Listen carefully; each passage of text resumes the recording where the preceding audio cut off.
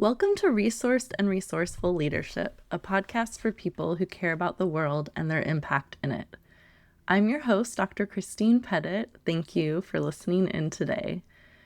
Today, I'm talking about setting and meeting goals and doing this as an excuse to brag about exceeding my goal of doing 130 workouts this year. I'm just kidding, of course, but some bragging will happen, maybe humble bragging. Anyway, at the beginning of the year, I set a goal of doing approximately 2.8 workouts of at least 20 minutes per week for the year. I don't quite remember how I came up with the number 130, but it is something that I often do when I think about setting a goal that can have a numerical goal. I know I've done this with my step goals in the past where I had some random number. I think it was 8,265 was my step goal for a long time. And there was like the standard 10,000 steps, but I just couldn't quite fit that in to my schedule. But somehow I landed on that 8,625. And the idea behind, or 8,265, I can't remember, but the idea behind setting a specific numeric goal was to just come up with something that was concrete, achievable, but also a stretch. And so I think that is something that I have done in this more recent goal setting. I will say I just jumped right into the content of this, which might feel a little bit like that new year, new you energy, but that is not at all what is going on here. I just want to step back and say that we all approach goal setting a little bit differently, or New Year's resolutions. I don't necessarily do New Year's resolutions unless they're like fun. Like one year I had a New Year's resolution of just going to as many sessions of the Good Foot, which is a dance party in Long Beach, as I could in a year. I don't really remember the number that I went to, but it was like a focus. It was fun. I liked dancing. I knew I liked it, and I wanted to prioritize that. I think what would have made it like more concrete is saying I'm going to go to 9 of the Good Foot dance parties this year. But a lot of times I approach New Year's as like, this year I did set this goal of 130 workouts, but also I recognize it as like a reflective time too. I am going to do another workout goal this year because movement is really important in my life right now. And I've been exploring kind of the nutrition and eating piece of things too. I will just say I am very much in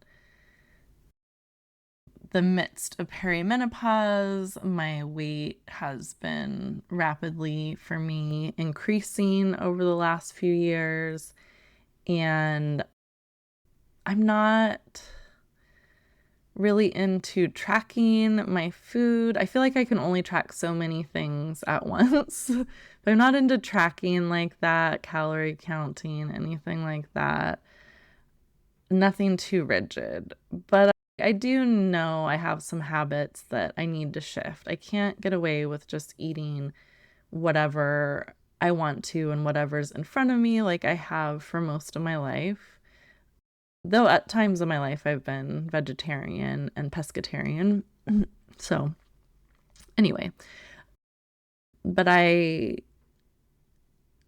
just know that like I want to be more intentional about eating nourishing and like healthful foods. And I don't want to be restrictive in my dieting as well.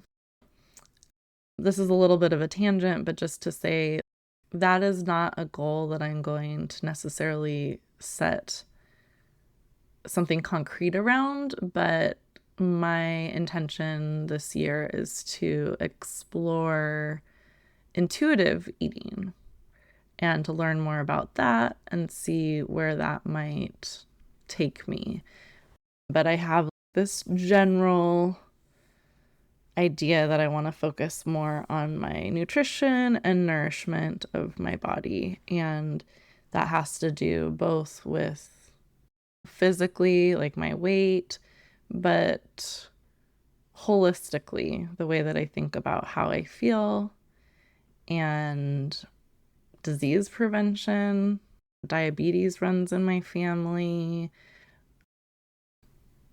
Memory issues run in my family. And so there are certain diets that help with that. So I'm thinking about kind of the why behind it. And then I have a more broad intention. I'm keeping it on the horizon and keeping it focused, but it's not as concrete as my workout goal this year. I'm going to up it by 135 workouts. That's 3 workouts per week for, I can't remember how many weeks. Let me see. Let me do the math. Let's see. 135 divided by 3. 45 for 45 weeks. So there's 52 weeks in the year. So like I always give myself a little bit of grace. I'm not like, okay, I'm going to do this like every single day or every single week, but I give myself a little bit of grace. And 130 workouts was pretty easy to come. It wasn't easy, but like I did it really making up a lot of the workouts in the second half of the year. It was easy to be off track and then get on track. Okay. Anyway, I hope I'm not boring you to death with talking about working out. But yeah, I have this goal. It's around movement. I know I want to keep my body moving and healthy, and that's the most important thing for me. I also like every 11th of the month, I pick up my daughter who is now 8 years old. So part of it's being strong as a mom, being able to move around, being flexible. She's definitely getting to the point where I don't carry her around anymore, but I like the idea of still being able to pick her up. So I'm doing that. So anyway, somehow I came up with that number of 130. It was concrete and I knew it was doable. It gave me some wiggle room. At the same time, it was January starting out. And not only is it in January when we set these goals for those of us in the northern hemisphere, when it's this wintry time, there's a lot of talk about how that doesn't really make sense. Like maybe starting your goals around a later new year, maybe lunar new year, or maybe around some of the spring new years, or just the beginning of spring. That might make more sense for those of us in the northern hemisphere. This winter energy is still very much like a cozy time, a time of rest, hibernation, all of that. So it is a little counterintuitive to just jump right into these things in January. That said, I set the goal and my trainer, Emily, was like, okay, so you have 130, you should probably break that down into what that would be monthly and set a monthly goal. And I think it's like 10.8 workouts or something like that was what it would be if I broke that down into a monthly goal. Let's see, 130 divided by 12. Yeah, 10.8. So in January, I set a goal of completing 11 workouts. I did 6. In February, I had a similar goal and I did 5 workouts. half or less than half of my goal. And during this time, I was still interim executive director, really very much in the throes of it. In fact, in February, we had a water main break on site. I was an interim executive director for a 7.5-acre historic site, and we had a water main break that happened on city property right on the edge of our site. It flooded the neighborhood below and impacted our site significantly with flooding, and then just like managing the construction of it. So anyway, there was a lot going on. That was just in my interim ED life. Plus I had a busy consulting practice at the time and momming and all of that good stuff. Oh, in addition to it being the winter, there was a lot going on. Definitely didn't have that winter energy in my life. So here I have 2 months of just doing about half. By March, I only did 5 more, so I was up to 15. In April, only 4 workouts. But I also, in this month, set a goal of walking every day for at least 20 minutes. And I did that because we were bringing on the new executive director for the Rancho, where I was an interim ED. And so I was supporting that transition.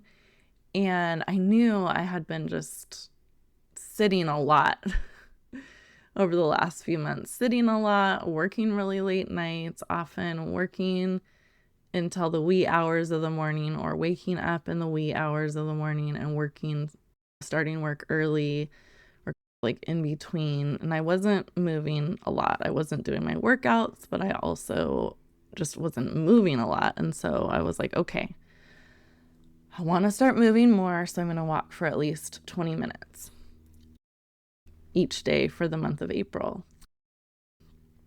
And I did that to really help me like with that transition and to get moving again and to get used to the fact that there was more movement happening in my life. And although I wasn't doing these workouts, doing 20 minutes of walking, I could do it anywhere. It was accessible to me. I was literally working in this beautiful site. So I would walk around the site or walk around the neighborhood. And so that was really important for me at that time, but only 4 official workouts. And so at that point, at the end of April, I was at 19 workouts, and I have a calendar. The reason I'm able to give this data is I have a calendar up in my room. And when I have a goal like this that's concrete, I usually write on my calendar. So I would write W and then the number, workout 6, W16 for workout 16, whatever. Or walking, I think I put like a line and then I would do like a check mark every time I walked. So it helps me. This is the way my brain works. People work differently, but it helps me to see my goal visually, to do something where I'm writing it down, checking it off, whatever. That helps a lot. May, I got in another 6 workouts. I stayed at the Rancho through the end of June with the transition. So May 6 workouts in, June 7. So I was at workout 33 when, according to my math, I should have been at about 65. And I think around this point, or maybe it was in July, I had talked with my trainer, Emily, and I was like, ugh, I'm only at 33 or whatever I was at in that particular conversation, and my goal is 130. And she was just like, you can still do it. You can totally do it. And that was really helpful to have someone externally telling me like that I could still do it. And mathematically I could, but I knew it was going to be like, ooh, I need to really ramp this up. July, I took some much needed time off and I went to Costa Rica with my family, but I did 10 workouts in that. And I also started to do my old walking goal of that 8,265 steps. So I started wearing my Fitbit and started tracking that goal. And I had a goal of hitting that for 30 days in a row. I think I did it for about 8 days and then I missed 2 days. So I started over and I did meet that goal in August. So I was working out. And then around July and early August is when I was able to work in 2 workout buddies. So some friends who also wanted to get moving. I had at one point interviewed another trainer because prior to the summer, the only time I was working out, save 1 or 2 on my own in that time period, was when my trainer would literally come to my house. And that's all I could do. And so with one of my workout buddies, he started coming to my house weekly because he was working on his own fitness goals and working in some strength training. Instead of hiring another trainer, a friend who shared a goal came, and then I worked out with another friend who we would meet at the pool regularly, and that's Janine, who you will hear from in our next episode. So I think we talk about swimming, but yeah, so between the 2 of them, I had workout buddies, and I had more time when I was starting to go to the pool, and I like swimming. It was really nice. A couple times I brought my daughter swimming when she wasn't at camp or whatnot, or when we had some time together. So 10 workouts in July, and then 16 workouts in August, 17 in September, 18 in October, a whopping 21 in November. I was like, okay, eyes on the prize. I gotta get this. And then 17 workouts. I wanted to meet my goal before Christmas, and I did. And so 17 workouts in December. I wanted to meet my goal, and I did on the 24th.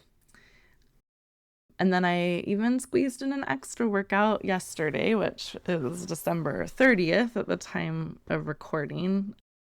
You'll hear this on January 1st or later.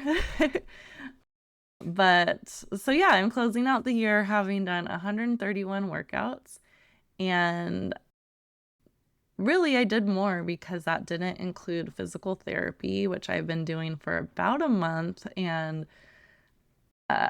some of those sessions, they really work me hard. So I was like, oh, I could count this if I wanted to. And I also didn't include most of my ice skating lessons, which I started taking weekly lessons in April and took them through August. But I definitely was working out weird muscles in my feet, but I just felt like I was barely moving most of the time. So I think I ended up counting 1 or 2 of those ice skating lessons in August. So yeah. And I didn't include my walking for the most part. I think I included 1 walking workout as I was looking through my calendar, and didn't include some of the extras. So I would say I met and exceeded my goal and then some, and in the midst of a really busy first half of the year. So I'm happy about that. Some reflections on this process. The goals that I set were specific, achievable, and a stretch, something that I'm proud to have achieved. They were also flexible. I didn't put a ton of restrictions around it. It just needed to be 20 minutes. I wanted to feel like I had worked hard. It could be strength, cardio, yoga, swimming, classes, solo. I did them solo with a buddy or family. I did them at home, at the gym, while traveling. I did them like self-directed. I did videos online, having instructors and a personal trainer. I could do anything. It just needed to be 20 minutes. Like I said, I did rule out walking and then also ice skating until I got decent enough to feel like I was getting a workout. And I definitely could have included physical therapy, but I didn't want to. But I did go 6 times, and that would have brought me up to 23 this month, 6 times this month. So 23 workouts this month. So a few takeaways. I had a clear why behind my goal, why movement is important to me right now. It's important for my health, for my strength, for how I feel about my body and myself. It's about how I look, but my measure, like how I measure it, is less on that. But certainly that's a motivator. I'm not going to lie. I had a clear what. It was specific, what counted, what didn't. Visual tracking really helps me, having that calendar that I wrote each day that I worked out, that I reviewed it. I reviewed each month as I turned the calendar, how many I had done, thought about what my goal was the next month. And then for me, support was critical. So having a personal trainer, my friend Emily, exploring working with another trainer, ended up connecting with friends who I could work out with. And then that eventually led me into a rhythm where I'd go on my own. I could go swimming on my own, or I would work out in my backyard on my own. But for me, it was that first, like literally having someone show up at my house or literally having somebody to meet. And then finally I got in the kind of flow of it too. So a clear why, a clear what, visual tracking, and support. Those were the keys for me in achieving this goal. And there's no one way. I talked about that winter energy. I talked about like more loose intentions, like exploration. Sometimes I set like words of the year, community and creativity. And I think for this coming year, it's community and voice for 2026, community and voice. I'm still working on honing my voice and sharing my thoughts. Thank you for listening and being part of this. And of course, it still goes back to creativity too. I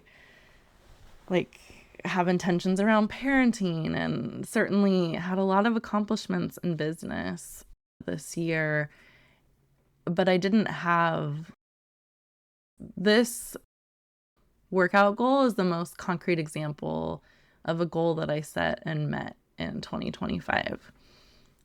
Another concrete goal that won't be met until September of 2026 is with this podcast, weekly episodes for a full year.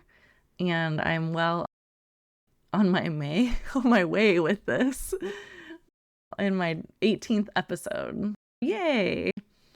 So as I wrap up this episode today, I'm really just thinking about you as we embark on this Gregorian New Year and whatever that looks like for you, whether it's resolutions, intentions, goal setting, hiding under the covers.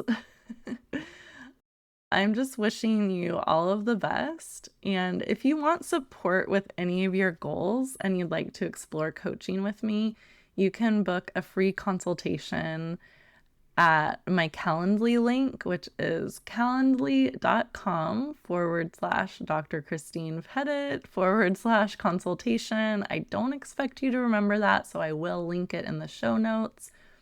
Also, for those of you in the Long Beach area, I have something super special. 13 years ago, I hosted these creative dream tea parties once a month, and I am bringing them back. So I'll be hosting group sessions once a month beginning Friday, January 9th. You don't have to be an artist to have creative dreams. You may dream of adventure, love, health, family, travel, activism, fulfilling work, community, more ease and harmony in your life, and other creative endeavors. At the tea parties, you will find support, community, joy, and a space for you to show up just as you are. It's also a space for your dreams to show up just as they are. They can be in their infancy, they can be all grown up, graduating into something new, or somewhere in between. So these creative dream tea parties will be held in the Long Beach area. They're going to usually take place on the second Friday of the month from noon to 1:30. And you can get all of the info and sign up on my website, drchristinepettit.com. That's drchristinepettit.com/2026 tea parties, plural. I, again, will link that in the show notes. But if you are in the Long Beach area, I would love to have you join. You can join one of them. You can join all of them.